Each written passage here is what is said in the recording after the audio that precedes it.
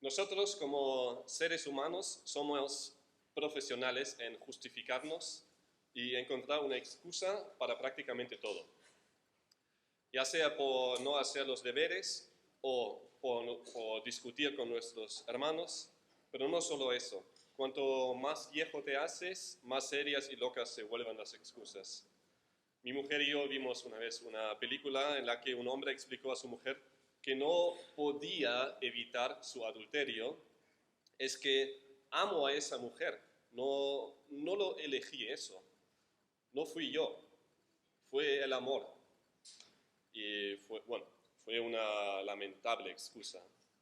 Y aunque espero que no nos identifiquemos con ese ejemplo, es el mismo principio que utilizamos a menudo.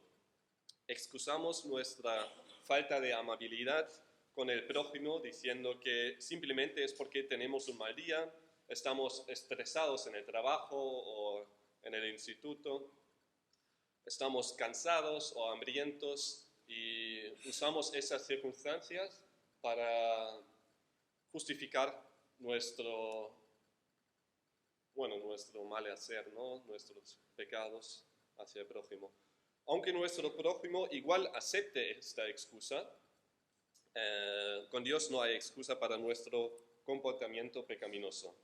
Sin embargo, no solo corremos peligro de justificarnos por nuestros propios pecados, sino que a menudo mostramos una compasión no bíblica cuando hablamos con nuestro prójimo, especialmente cuando alguien está pasando por un momento difícil y nos lo cuenta y cuenta todo lo que pasa en su vida.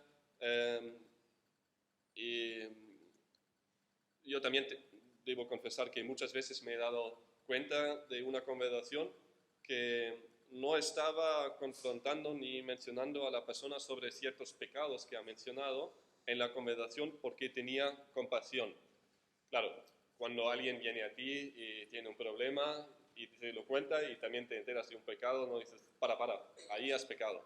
No me refiero a eso. Pero muy a menudo pensamos, bueno, es verdad que esa persona está viviendo en pecado, pero como tiene circunstancias tan retantes, tan difíciles, voy a callar para que no, con mi exhortación, que no sea un peso aún más a sus problemas, ¿no? Y así nos callamos, escuchamos y solamente decimos que es algo muy bueno, voy a orar por ti, pero no tenemos la valentía y muy a menudo por una compasión no bíblica de también entrar en los pecados, algo que Pedro lo hace de manera ejemplar, como lo vamos a ver no hoy, pero a lo largo de la carta. Hoy observamos los dos primeros versículos de Primera de Pedro, donde vemos tres elementos que nos muestran el origen, el medio y el fin de la elección, que sirven como base para la identidad cristiana. Igual ahora piensas, vale, ¿cómo tiene eso que ver con la introducción? Con eso de ser obediente, de no pecar indiferente de las circunstancias. Es el tercer elemento que vamos a ver al final, porque ahí enfatiza Pedro la obediencia, que somos hijos de la obediencia. Así que la identidad cristiana se basa en el acto de la elección y un fin de la elección, como lo vamos a ver más adelante, es que seamos obedientes, que la obediencia forma parte de nuestra identidad. El título también podría ser Elegidos para salvación y obediencia, pero ese título un poco más largo resuma mejor todo el contenido. Vamos a leer ahora los primeros dos versículos. Dice, Pedro, apóstol de Jesucristo, a los expatriados de la dispersión en el Ponto, Galacia, Capadocia, Asia y Bitinia, elegidos según el previo conocimiento de Dios Padre, por la obra santificadora del Espíritu, para obedecer a Jesucristo y ser rociados con su sangre. Que la gracia y la paz os sean multiplicadas. Pedro escribe a los creyentes que estaban dispersos en las regiones del Ponto, Galacia, Capadocia, Asia y Bitinia. Estaban dispersos allí porque gran porque eran víctimas de la persecución grande que se extendía desde Roma a todo el imperio romano. Estas zonas que se encuentran en la actual Turquía formaban entonces parte del imperio romano. Así que al menos una gran parte de los receptores eran refugiados que habían huido a esas zonas por causa de su fe, por causa de la persecución. Sin embargo, como se desprende de la carta, no estaban realmente libres de ataques en su nueva patria a causa de su fe, sino que seguían siendo acosados. Si observamos toda la carta, queda claro que Pedro está escribiendo aquí a sus hermanos y hermanas de forma pastoral. Quiere animarles a no perder la esperanza en todas esas circunstancias, incluso en las más duras y difíciles. Pedro dirige la mirada de sus hermanos hacia su salvación y quiere reforzar su confianza en Dios. Mirando el ejemplo de Jesucristo, deben ganar fuerza para crecer en la fe y compartir la buena noticia a pesar de la oposición. Lo que sigue ahora es una muestra de la identidad de sus destinatarios. Les muestra quiénes son en Cristo o qué han recibido en Él. ¿Y por qué empieza con la muestra de su identidad y su llamado? Es porque es un experto en consejería bíblica, Pedro. Observamos brevemente lo que hace Pedro en esa carta. En los primeros 2 versículos les muestra quiénes son, su identidad. Y su identidad no se encuentra en donde viven ahora, lo que vemos en la introducción, ¿no? Ahí simplemente dice a quién se refiere con esa carta, pero no es su identidad. Su identidad se encuentra en esa palabrita que se dice elegidos, y lo que viene después. También podría decir Pedro, apóstol de Jesucristo, a los expatriados de la dispersión en el Ponto, Galacia, Capadocia, Asia, Bitinia, que la gracia y la paz os sean multiplicadas.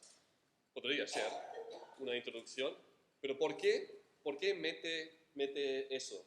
Elegidos según el previo conocimiento, lo que está ahí. ¿Por qué? Es por una razón. Porque quiere dejar claro cuál es su identidad. A partir del versículo 3, que vamos a ver en un mes, en la siguiente predicación, versículo 3 a 12, ahí vemos que Pedro, después de haberles mostrado quiénes son, les levanta su cabeza y les da una perspectiva eterna, les da una esperanza. Y eso es que tenemos que hacer. También nosotros queremos seguir ese ejemplo para nosotros mismos, pero también cuando hablamos con hermanos que viven unas circunstancias retantes, una vida difícil, circunstancias que les retan. Primero, que tengan claro cuál es su identidad, quiénes son. Después, levantar la mirada hacia lo que viene, tener una perspectiva eterna, estar enfocado en Cristo. Y a partir del versículo 13 y después a lo largo de la carta, les exhorta, animándoles, mostrándoles su peligro, donde corren peligro de pecar, y no muestra esa compasión no bíblica de solo decir, vaya, lo siento, sino también pone el dedo en la herida y dice, mira, sé y no quiero disminuir tus circunstancias, tus retos, pero allí corres peligro de pecar. Y deja claro que no hay circunstancia que nos permite vivir en desobediencia, ni siquiera en una persecución. Bueno, ese era un breve resumen y solo quiero leer un versículo que resume más o menos el propósito de esa carta, que encontramos en el capítulo 5, versículo 12, donde dice: por conducto de Silvano, nuestro fiel hermano, porque así lo considero, os he escrito brevemente exhortando y testificando que esta es la verdadera gracia de Dios. Estad firmes en ella. Bueno, igual no vemos circunstancias como una persecución, como una gracia de Dios, pero es ahí donde mostró su gracia y que también está implícito aquí en la introducción, en el versículo 2, que la gracia y la paz os sean multiplicadas. Entramos en el primer punto, donde vemos cómo Pedro empieza a explicarles su identidad y se basa para ello en la elección. El primer punto que es que son elegidos por el Padre. Dice 1 Pedro 1, 1b y 2a, elegidos según el previo conocimiento de Dios Padre. Después de haber mencionado a dónde les ha llevado la persecución, sigue con la descripción de sus destinatarios, dejándoles claro que son elegidos según el previo conocimiento de Dios Padre. Aunque en esta congregación el significado de la elección igual para unos está muy claro, no voy a dejar de entrar en esa preciosa verdad. Como se mencionó al principio, los destinatarios estaban en persecuciones y pruebas, fueron desafiados y algunos ciertamente se desanimaron. En este contexto, Pedro comienza su carta pastoral con esta importante verdad. Se dirige a sus queridos hermanos y hermanas diciendo, tú has sido elegido por Dios mismo, elegido según su previo conocimiento. Tu salvación viene directamente por parte del Dios Trino. Esa es tu identidad. También les explica para qué han sido elegidos y cómo afecta a sus vidas. La descripción que hace Pedro de la verdad en aquel entonces todavía indiscutible está muy comprimido, pero presenta la acción salvadora de la Trinidad en su totalidad. Es como una versión abreviada de Efesios 1, 3 a 14. Seguimos el orden dado por Pedro y observamos primero la acción del Padre antes de mirar el papel del Espíritu Santo y de Jesús en el acto de la elección.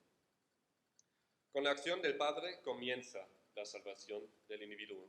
La salvación de cada creyente entre nosotros comenzó con el acto deliberado de Dios cuando nos eligió según su voluntad. Nuestra salvación no es nuestro mérito, ni el de nuestros familiares o amigos, es solo la gracia de Dios. La descripción de la verdad fundamental y gloriosa de nuestra elección se encuentra en toda la Escritura.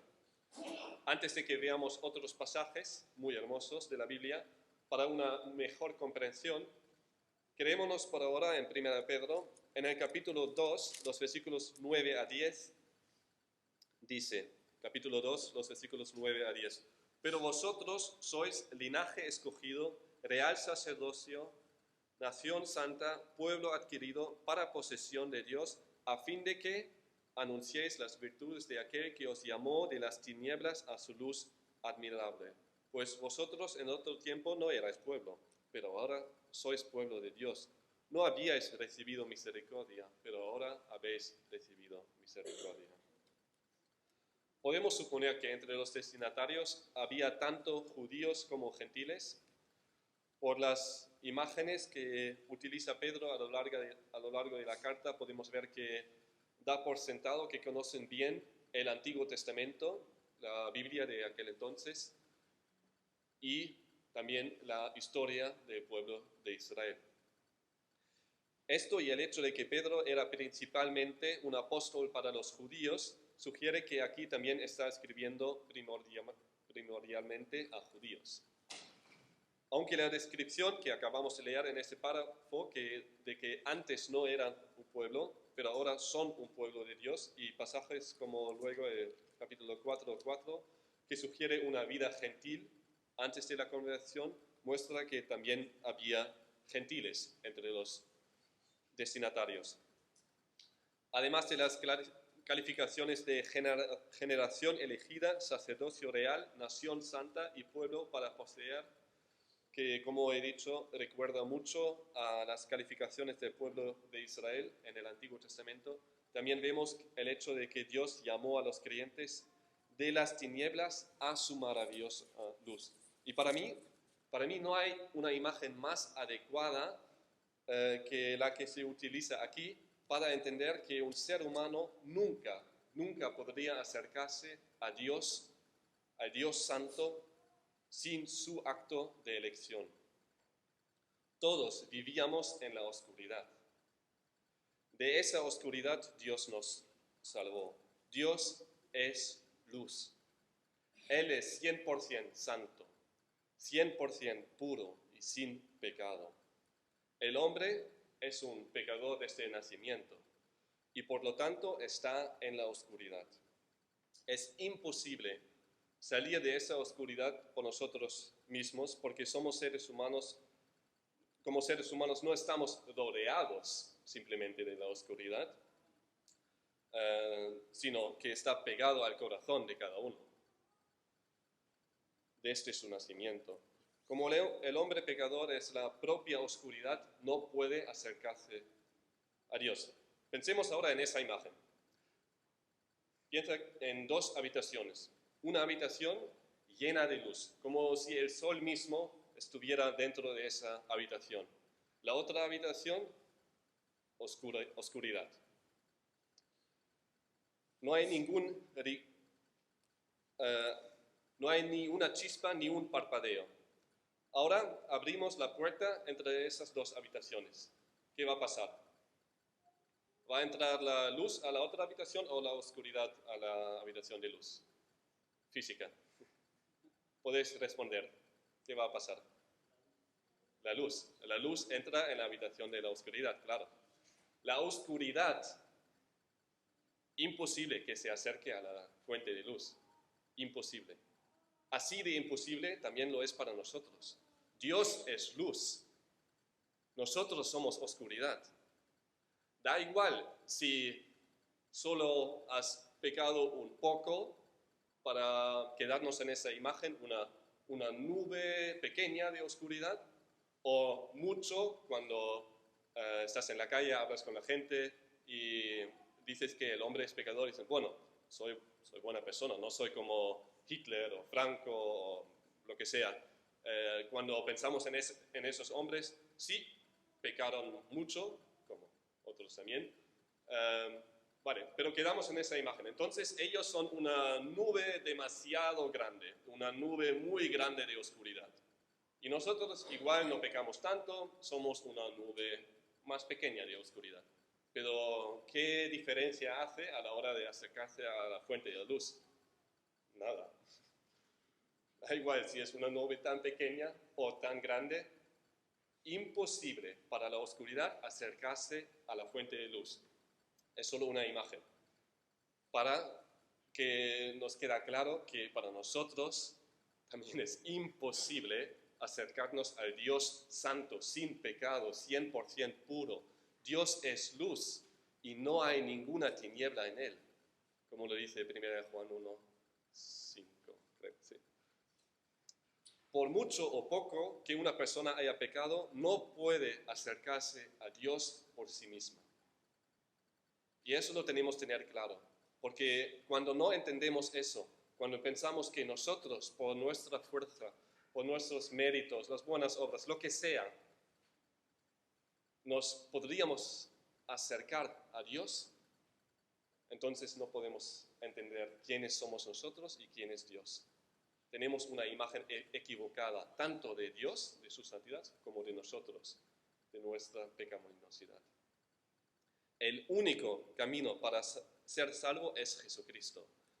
Jesucristo es el que es sin pecado. Él es la luz que puede morar en la luz sin problema alguno. Y Él acepta a todos los que el Padre haya elegido en su gracia. Cuando entendemos eso, la distancia entre Dios santo y el hombre pecador, tenemos una imagen más clara del abismo grandísimo que existe entre esos dos partidos. Y cuando entendemos es la anchura de ese abismo, entendemos que solo hay un puente, y eso es Cristo. Pedro era un fiel discípulo de Jesús y estaba muy familiarizado con sus palabras. En Juan 6, vamos a abrir el texto, Juan 6, 35 a 44, tenemos parte de una conversación de Jesús con judíos incrédulos. Y no voy a predicar ese texto, lo voy a hacer otro hermano. Pero vamos a leer ese texto ahora. Juan 6, 35 a 44. Jesús les dijo: Yo soy el pan de la vida. El que viene a mí no tendrá hambre, y el que cree en mí nunca tendrá sed. Pero ya os dije que aunque me habéis visto, no creéis. Todo lo que el Padre me da vendrá a mí, y al que viene a mí de ningún modo lo echaré fuera. Porque he descendido del cielo no para hacer mi voluntad, sino la voluntad del que me envió. Y esta es la voluntad del que me envió, que todo el que Él me ha dado yo no pierda nada, sino que lo resucite en el día final. Porque esta es la voluntad de mi Padre, que todo aquel que ve al Hijo y cree en Él tenga vida eterna, y yo mismo lo resucitaré en el día final. Por eso los judíos murmuraban de Él, porque había dicho: Yo soy el pan que descendió del cielo. Y decían: ¿No es este Jesús, el hijo de José, cuyo padre y madre nosotros conocemos? ¿Cómo es que ahora dice: Yo he descendido del cielo? Respondió Jesús y les dijo: No murmuráis entre vosotros. Nadie puede venir a mí si no lo trae el Padre que me envió, y yo lo resucitaré en el día final. Vamos a leerlo otra vez ese versículo. Nadie puede venir a mí si no lo trae el Padre que me envió, y yo lo resucitaré en el día final. Nadie puede llegar a Dios por sí mismo, a menos que el Padre lo atraiga. Dios elige y actúa soberanamente en la vida del elegido por Él, para que escuche su palabra y alcance la vida eterna por medio de Cristo. Esto lo hace en su previo conocimiento, como leemos en nuestro texto. La descripción de que somos elegidos según el previo conocimiento de Dios, como dice aquí en nuestro texto, es utilizada por algunos para argumentar que la elección de Dios no es una elección de verdad, digamos. Dicen que en su omnisciencia Él se limitó a prever unos cuantos miles de años y, por tanto, vio quién se convertiría a Él y quién no. En esta presciencia, luego eligió a los que se decidirían por Él. Bueno, independientemente de que esta tesis ignora por completo el significado de la palabra elección, también despoja a Dios de su honor, ya que su soberanía ya no es el centro de atención, sino la decisión del hombre. La pregunta ahora es: ¿qué más se entiende por presciencia si no significa aquí que solo sabía lo que va a pasar? La palabra griega prognosis, que también igual nos suena familiar, ¿no? La prognosis, que Pedro utiliza aquí, puede significar básicamente lo siguiente: o una mera previsión, o un presentimiento, o una intención, o una acción planificadora y determinante. Y es muy interesante, que no sirve como la base aquí, pero cuando se hablaba de dioses con minúscula y se había utilizado esa palabra en el griego, siempre fue un acto determinado por ese Dios, no solo un mero conocimiento. Pero no nos basamos en eso, sino cuando se trata de comprender mejor una palabra en el sentido de la Biblia, nos fijamos más bien en los pasajes de la Biblia donde se utiliza también esa palabra para llegar a un conocimiento mejor de esa palabra. Solo encontramos esta palabra en un versículo más, y eso está en Hechos 2:23, y aquí también es Pedro quien lo utiliza. Leemos los versículos 22 a 24 de Hechos 2. Hechos 2, 22 a 24. Ahí dice: varones israelitas, escuchad estas palabras. Jesús el Nazareno, varón confirmado por Dios entre vosotros con milagros, prodigios y señales que Dios hizo en medio vuestro a través de él, tal como vosotros mismos sabéis, a este, entregado por el plan predeterminado y el previo conocimiento de Dios, clavasteis en una cruz por manos de impíos y le matasteis, a quien Dios resucitó poniendo fin a la agonía de la muerte, puesto que no era posible que él quedara bajo el dominio de ella.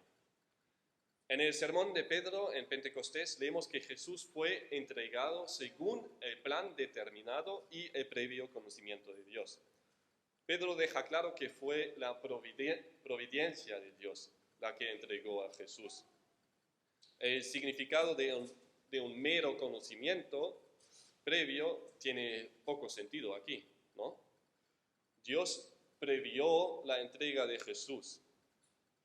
Ninguno de nosotros pensaría seriamente que Dios entregó a Jesús porque sabía que de todos los modos va a pasar así. No ha visto en el futuro, si yo envío a mi hijo, entonces lo van a clavar en la cruz. Vale, entonces lo voy a predeterminar, porque ya lo sé. Eso, ningún creyente llegaría a esa conclusión, ¿no? Porque no fue así. Dios decidió entregar a Jesús, porque supiera que le iban a quitar... Dios no decidió entregar a Jesús porque supiera que le iban a quitar la vida de todos modos, sino porque tenía la intención de hacerlo. Del mismo modo, no nos eligió porque sabía que nos convertiríamos sí o sí, sino porque quiso que así fuera. Dios actúa de acuerdo con lo que pretende hacer. Nadie puede impedirlo. En Isaías 46, 9 a 10, encontramos una buena explicación del consejo soberano de Dios. Isaías 46, los versículos 9 a 10, ahí dice: acordaos de las cosas anteriores ya pasadas, porque yo soy Dios y no hay otro. Yo soy Dios y no hay ninguno como yo, que declaro el fin desde el principio y desde la antigüedad lo que no ha sido hecho. Yo digo, mi propósito será establecido y todo lo que quiero realizaré. Nosotros no podemos decir eso. Todo lo que queremos lo vamos a realizar. Decimos Dios mediante porque sabemos bien que es Él que al final decide lo que va a pasar y lo que no va a pasar. La elección de una persona es parte del consejo de Dios que Él ejecuta. Con esta verdad reconfortante y alentadora, Pedro comienza la descripción de sus destinatarios. Sois elegidos por Dios mismo, según su providencia. Esta elección realiza por la obra santificadora del Espíritu, como lo leemos en el segundo versículo, y nos lleva al segundo punto, que es elegidos por la obra santificadora del Espíritu. Los destinatarios fueron elegidos por Dios antes de la fundación del mundo. Sin embargo, la elección no se limita simplemente a su conversión, el acto de conversión, ese instante. Ocurre en la santificación del Espíritu. Dios salva a sus hijos no solo del infierno, sino hacia la eternidad. Es un Padre amoroso que no solo saca a su hijo de la zanja, del pozo, sino que lo limpia y lo lleva a casa en sus brazos, fuera de la oscuridad y hacia la luz. La santificación comienza con la justificación, es decir, hemos sido declarados justos, inocentes ante Dios por medio de Jesús. A partir de ese día, estamos en un proceso de purificación hasta la glorificación, hasta el día en que veamos a Jesús cara a cara.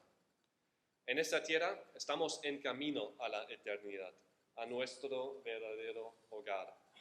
En ese camino estamos siendo santificados, cada vez más apartados para Dios y más parecidos a Él. Eso es el fin de nuestra santificación. Dios no nos ha salvado de las tinieblas de ese mundo para que sigamos viviendo en ellas. Su salvación incluye nuestra santificación. Para realizar y garantizar esa santificación, el Espíritu Santo vive en cada uno de los hijos de Dios, en cada creyente. Y no se puede ocultar si el Espíritu Santo vive en ti o no. Eso no se puede ocultar. ¿Por qué? Porque el Espíritu produce la santificación en nosotros, como nos dice aquí la palabra de Dios. La santificación a la que somos elegidos puede describirse bien con el término apartado para Dios. Dios ha elegido a cada uno de los creyentes para que lo reconozcan ya aquí en la tierra y vivan en la fe en Él a través del perdón. Esta relación con Dios se caracteriza por la santificación del Espíritu. En 2 Tesalonicenses 2, 13 a 14 tenemos un pasaje paralelo al texto nuestro y es muy parecido, que nos llama la atención, aunque no fue escrito por Pedro, sino por Pablo, pero fue el mismo Espíritu Santo que inspiró ese texto. 2 Tesalonicenses 2, 13 a 14. Ahí dice: pero nosotros siempre tenemos que dar gracias a Dios por vosotros, hermanos amados por el Señor, porque Dios os ha escogido desde el principio para salvación mediante la santificación por el Espíritu y la fe en la verdad, y fue para esto que Él os llamó mediante nuestro Evangelio, para que alcancéis la gloria de nuestro Señor Jesucristo. La elección es por medio de la santificación del Espíritu Santo, que no solo nos deja claro el texto nuestro, sino otros textos como acabamos de ver. Somos elegidos para la salvación en la santificación del Espíritu. No entramos ahora en detalles sobre la doctrina de la santificación, pero solo mencionar que todo creyente vive en esta lucha diaria por la voluntad de Dios y contra el pecado.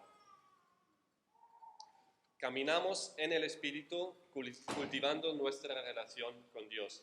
Y esta relación no solo se cultiva mirando su palabra por la mañana, que es esencial y muy bien, o por la noche. No quiero ser legalista aquí cuando leemos la palabra, pero no podemos leer un trozo de la Biblia, hacer un check y después entrar en nuestro día y vivir nuestra vida, cambiar a autopiloto y ya andar nuestro día a día. No, es leer la Biblia, claro, es orar, es meditar en la palabra y es aplicar lo que leemos en el texto, es confesar nuestros pecados, es arrepentirnos de nuestros pecados, es vivir la vida eclesial, es vivir todas las disciplinas espirituales para crecer en santificación, es andar en el Espíritu, es realizar el fruto del Espíritu, que, bueno, no lo realizamos nosotros, lo realiza el Espíritu, pero cuando andamos en el Espíritu, vivimos y crecemos en nuestra santificación. Y creo que todos nosotros lo sabemos, ¿no? Cuando estamos cerca a Cristo, cuando andamos en el Espíritu, incluso nos es posible amar y ser amable a nuestros enemigos, a los que nos acusan, los que nos tratan mal. Nos es posible por el Espíritu Santo. Por el contraste, cuando no estamos andando en el Espíritu, nos cuesta incluso ser amable con los que nos aman, ¿no? En la propia casa. Qué gran contraste vemos cuando andamos en el Espíritu y cuando no. Caminar en el Espíritu significa sobre todo hacer lo que agrada a Dios. Comienza con la lectura de su palabra y continúa con ponerla en práctica. El Espíritu Santo que vive activamente en cada creyente tiene una preocupación por encima de todo, y es obrar la voluntad de Dios en cada creyente. El Espíritu se esfuerza para que seamos obedientes a Dios. Cuando somos desobedientes a Dios, entristecemos al Espíritu. Pero si nos dejamos guiar por Él y hacemos lo que le agrada a Dios, vivimos según nuestro llamado. Tal como dice aquí en el texto, somos elegidos por Dios Padre por la obra santificadora del Espíritu para obedecer a Jesucristo y ser rociados con su sangre. Y ya llegamos al tercer punto. Somos elegidos para obediencia y salvación en Cristo. Dice el texto, para obedecer a Jesucristo y ser rociados con su sangre. Dios nos ha elegido y nos santifica a través del Espíritu Santo a una calidad muy específica hacia Él, la obediencia.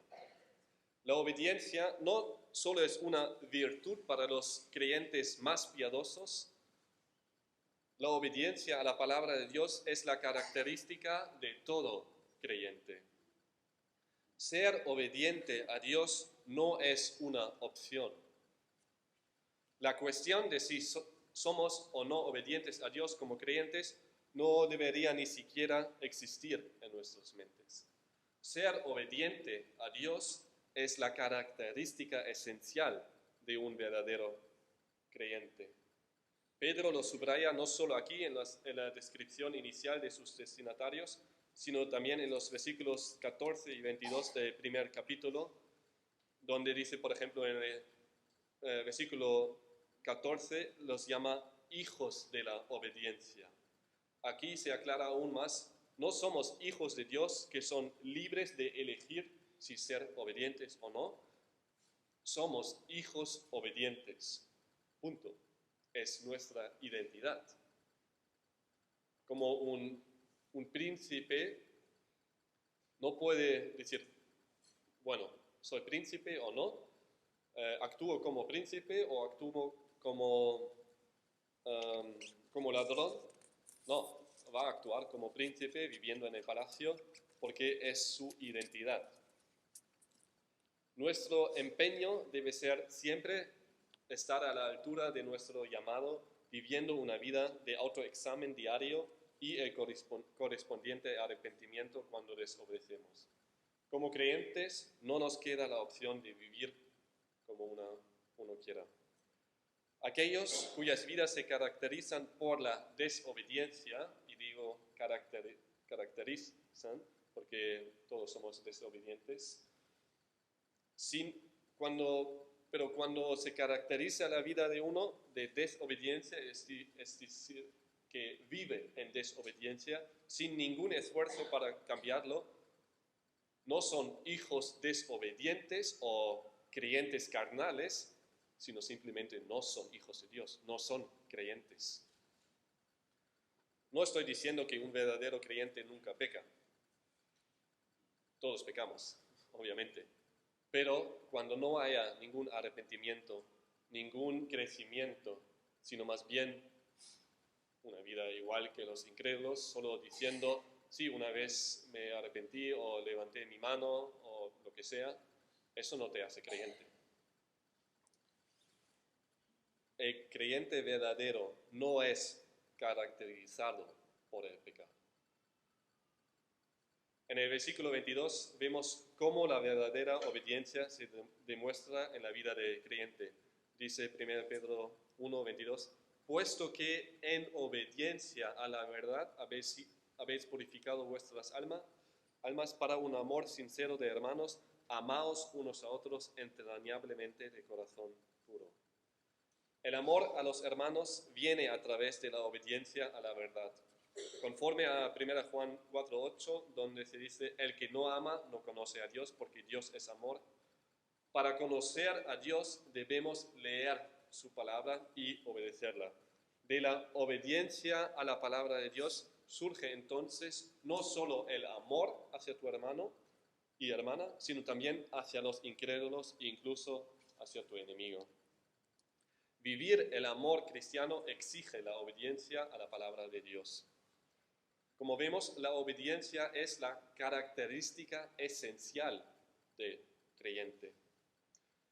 Pedro se lo recuerda a sus hermanos perseguidos. En el curso posterior de la carta veremos cómo les muestra en detalle lo que significa para cada uno en su situación ser obediente a Dios. Entre otras cosas, muestra a los esclavos que la obediencia a Dios significa someterse incluso a los amos injustos, y a las esposas que la obediencia a Dios significa someterse incluso a sus maridos incrédulos. Ahí tenemos ejemplos como Pedro, y lo hace de una manera ejemplar, pero lo vamos a ver en continuación en otra predicación, cómo les habla en su situación, reconociendo su reto, cómo están sufriendo, animándoles, pero al mismo tiempo exhortándoles cómo vivir su rol, es decir, su identidad como hijo obediente en esa situación concreta que no es fácil. Tener un jefe injusto cada día, y en ese entonces era un amo injusto a los esclavos, no solo 8 horas al día y después puedes cambiarte de trabajo después de un mes cuando no te gusta, no. Y tampoco puedes cambiar de matrimonio cuando no te gusta. Incluso a los esclavos y a las mujeres que estaban sometidos a amos o esposos injustos, incrédulos, situaciones muy duras, les explica cómo tienen que vivir justo en esa situación, y lo hace animándoles, pero no dice, vaya, sí, es duro, lo siento, voy a orar por ti, y dejando a esa persona, vale, ¿y cómo vivo mi identidad en medio de esa situación, ¿no? ¿Cómo puedes ser obediente a Dios en esa situación? Pero lo vamos a ver a continuación en la carta de Pedro, donde entra en esas circunstancias concretas, también en otras circunstancias concretas. Esta obediencia a la que estamos llamados fue ejemplificada por Jesús mismo. Él es nuestro ejemplo en eso de la obediencia, porque hay un peligro en él. Podemos aspirar a ser obedientes a Dios y esforzarnos y enfocarnos en nosotros mismos, ¿no? En nuestra propia fuerza, y así vamos a fracasar, te lo aseguro. Vamos a fracasar cuando nos olvidamos de Cristo, cuando no estamos enfocados en Él, en su ejemplo perfecto y en el hecho de que Él nos capacita para ser obedientes. Es solamente por medio de Cristo que podemos ser obedientes. También podemos saber que en cualquier momento podemos acudir a Dios en busca de ayuda, que es quien provoca la obediencia en nosotros. Cuando estamos cerca a Él, caminamos en obediencia. Dice que somos elegidos para obedecer a Jesucristo y ser rociados con su sangre. Somos elegidos por Dios Padre, según su providencia en la santificación del Espíritu, para obedecer a Jesucristo y ser rociados con su sangre. ¿Qué quiere decir exactamente Pedro con ser elegido para ser rociado con la sangre de Jesucristo? Bueno, igual lo primero en lo que pensamos aquí en ese contexto es ciertamente nuestra salvación por la muerte de Jesús en la cruz. Eso tampoco está mal y ciertamente es lo que quiere decir aquí. Nuestra elección no tendría efecto sin la muerte de Jesús en la cruz, ni tampoco tendríamos la capacidad de obedecerle sin su obra salvadora en la cruz. Y no me canso de repetirlo en cada predicación, que Cristo murió en la cruz por tu pecado. Murió, estuvo bajo la tierra, en la tumba, por 3 días, resucitó, venció la muerte y el pecado, para que cada uno que crea en Él tenga el el perdón de sus pecados y tenga la salvación asegurada. El Evangelio es la base para todo. Para obedecer, para ser salvo, eso lo tenemos que tener claro. Y Pedro lo subraya a lo largo de su carta. Pero hay otro aspecto que Pedro también quiere destacar aquí, aparte de ser salvos por medio de la sangre de Cristo. Pedro pinta ante nuestros ojos el cuadro de ser rociados con la sangre de Cristo. Y aquí ciertamente estaba pensando en el evento de Éxodo 24, los versículos 3 a 8. Vamos a leer ese versículo. Éxodo 24, los versículos 3 a 8. Dice: Y Moisés vino y contó al pueblo todas las palabras del Señor y todas las ordenanzas. Y todo el pueblo respondió a una voz y dijo: haremos todas las palabras que el Señor ha dicho. Y Moisés escribió todas las palabras del Señor. Levantándose muy de mañana, edificó un altar al pie del monte con 12 columnas por las 12 tribus de Israel. Y envió jóvenes de los hijos de Israel que ofrecieron holocaustos y sacrificaron novillos como ofrendas de paz al Señor. Moisés tomó la mitad de la sangre y la puso en vasillas, y la otra mitad de la sangre la roció sobre el altar. Luego tomó el libro del pacto y lo leyó a oídos del pueblo, y ellos dijeron: todo lo que el Señor ha dicho haremos y obedeceremos. Entonces Moisés tomó la sangre y la roció sobre el pueblo y dijo: he aquí la sangre del pacto que el Señor ha hecho con vosotros según todas estas palabras. También fue la sangre de Cristo que realizó el pacto, el nuevo pacto que estableció él mismo. Cuando el pueblo de Israel fue rociado con la sangre, selló su promesa de obediencia. Como sabemos, esta promesa no duró mucho. Sería igual que nosotros. No cumplimos nuestra promesa de ser obedientes a Dios por nosotros mismos. Como ya hemos dicho, Dios nos ha dado el Espíritu Santo, cuya tarea es guiarnos a la obediencia. Así que la muerte de Jesucristo tiene dos aspectos importantes para nosotros. En primer lugar, su sangre nos salva, si confiamos en ella, ya que nos limpia de nuestros pecados. Él pagó con su sangre por nuestros pecados, pagó el precio. Y en segundo lugar, la fe en la sangre derramada de Cristo hace que el creyente entre en un pacto, porque con ello promete obedecer al Señor y su palabra, teniendo claro que eso solo es posible por medio de Cristo, no como en el caso de Israel, donde lo prometieron esforzándose ellos mismos, ¿no? Aquí hay una gran diferencia y es importantísimo. Todo creyente ha sido rociado con la sangre de Cristo en un sentido espiritual. Como ya se ha dicho, Dios no solo nos ha salvado de las tinieblas, sino en primer lugar hacia la luz. A través de la obediencia vivida, somos limpiados en el camino hacia la gloria eterna. Es la santificación progresiva. La obediencia a Dios es un privilegio, es algo bueno. Necesitamos crecer en la confianza en la gracia de Dios para que le obedezcamos con gusto y disfrutemos haciendo su voluntad. Y cree en Dios. No hay nada más hermoso que vivir tu llamamiento. Todo lo demás es una mentira que no durará mucho. ¿Te has sentido una vez mal por haber obedecido a Dios? ¿Tuviste mala conciencia porque obedeciste a Dios? No, claro que no. Cuando somos obedientes, Dios lo bendice, cumplimos su voluntad y nos sentimos bien. ¿Por qué nos sentimos bien? Porque vivimos nuestro llamamiento.